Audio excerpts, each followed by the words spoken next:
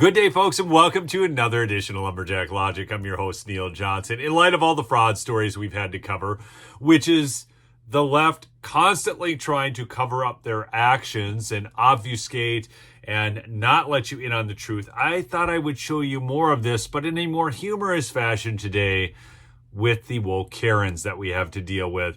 So my first one that's going to come up is Kaleidoscope Karen.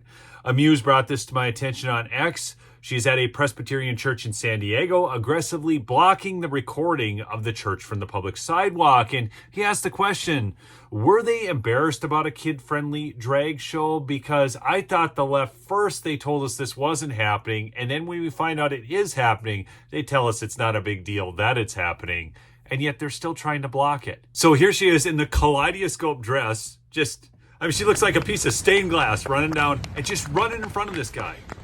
Now, it's interesting. I'm going to pause the video here for a second, but you need to know something. These Karens are insufferable. I was out on a hunt with my kids, and my daughter shot at the deer, and then this Karen came up along and told us where we couldn't be shooting, how we couldn't be shooting when we were fully within our legal rights to shoot the deer there.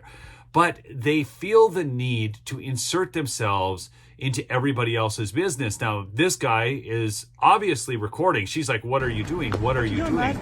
Obviously, he's recording. And the problem is they don't want the fact that they're hosting a drag show at their church to be recorded. See, because Dean's there, and she's giving the local signal like he's the local one. They've got a drag show in their church, and this guy's local for recording it. It's a community church, obviously a Presbyterian church. We have a gentleman here who's... This is wild behavior, but it's not... See, now she's acting like he's the aggressor. That way, sir. That way.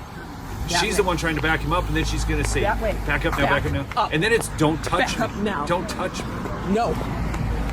Oh, these people, I swear. Don't touch me. The biggest danger in America right now is liberal white women. Don't assault me, sir. And now we're on to the next one, which is a lady. If you're looking at this before I hit play, it looks like she's got a duckbill on her face. And she's going to make poetry. And at first I thought this had to be some sort of humorous shtick by a conservative, but actually it turns out from what apparently it's not. This is, like someone actually posted this video of themselves saying these things, missing making their your poetry. face. Well, I miss being safe. There is violence in disease. Please tell me again how you disagree with the scientific studies as you mock disability. It wasn't hard for me to learn better and do better, to understand that we all share air together, and that to continue to center my own comfort and pleasure is to do the work of the oppressor.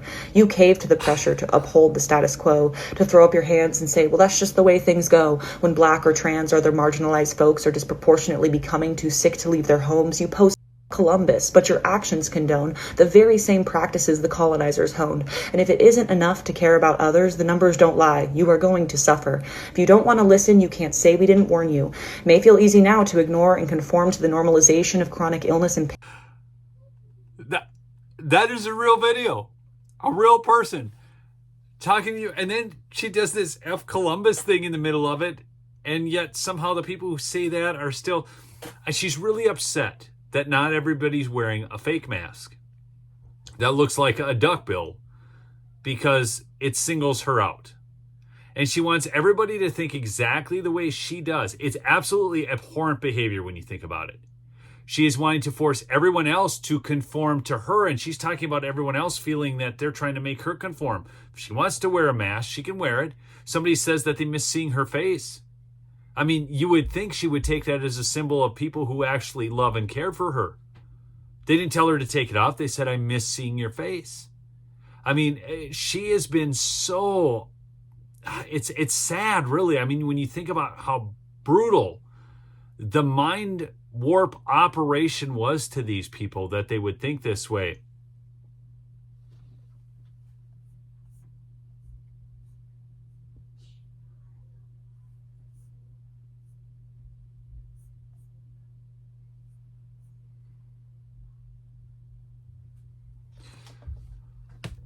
But now we move on to the next video, which is a lady. She's not upset about face masks. She's not upset about racial issues or LGBTQ. She's upset about Buc-ee's. That's right, Buc-ee's, the gas station where you can go get homemade smoked beef brisket at a counter cut up right before your very face.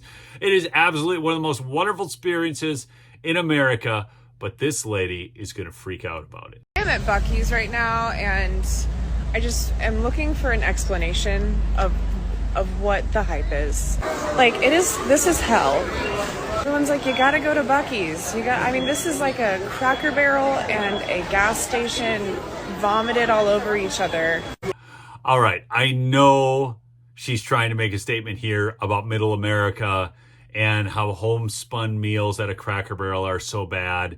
And she's so sophisticated and erudite. She wants to go eat at some French bistro, okay?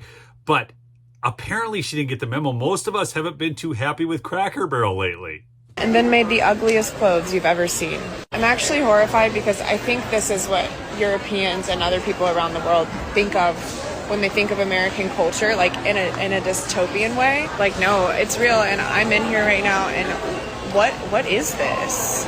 Do any of you honestly care one bit about what Europeans think of us? Europe, which has completely lost its culture, cannot enforce its laws unless it's against people posting things on social media that offend the sensibilities of the governing body. But they will allow gang rapes. That Europe, do you care what they think?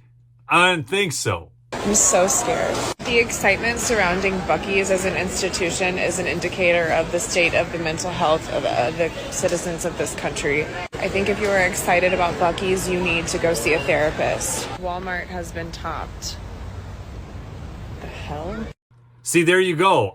They're all seeing therapists, think that you need to see a therapist because you don't see the world through their eyes. But I want to give you some hope because here we have a woman who actually gets it. And I'm excited to share this one with you. I'm also excited to share my sponsor, MyPillow, mypillow.com/lumberjack, folks, for the best savings on the best sleep products available. Go check them out, mypillow.com/lumberjack.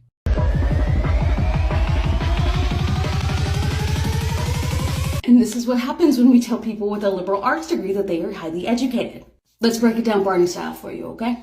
Barron Trump was born on March 20th, 2006 to Donald J. Trump and Melania Trump. His father, Donald J. Trump, was born in the United States, making him a naturalized United States citizen, which then in turn makes his children naturalized born citizens.